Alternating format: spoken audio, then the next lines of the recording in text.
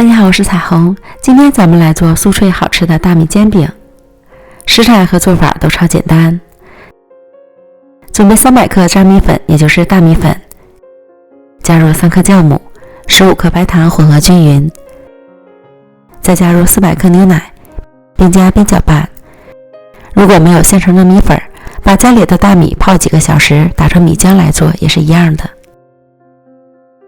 只要注意一下米糊调好后的浓稠度即可，像这样调起来呈滴落的状态，可稀不可干。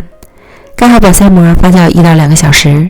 我家现在的室温是27度，我发酵了1个半小时。整个大碗都已经发满了，撕去保鲜膜，可以看到全部都是密集的小气泡。搅拌排净空气。不粘锅开小火预热，锅底刷薄油，舀入1大勺米糊，快速摇晃均匀，摊成圆饼。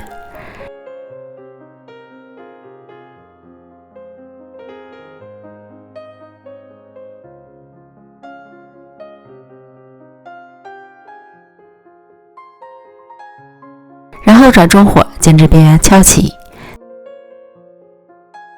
再沿着锅边滴点油，这样煎好之后边缘是酥脆的，特别好吃。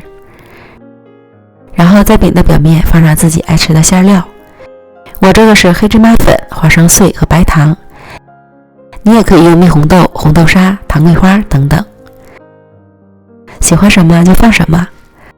把馅料摊开，里面的糖预热后融化，再煎2分钟，边缘出现焦边了，然后将饼对折，再对折，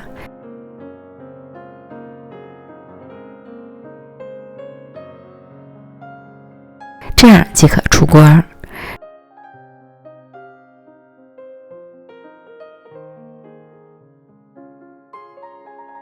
超简单的米煎饼就做好了，边缘焦香酥脆，饼心柔软筋道，配上香甜的黑芝麻花生馅，这是越嚼越香。食材简单，做法简单，关键还特别好吃，朋友们赶快做起来吧！美食天天更新，咱们明天见，拜拜。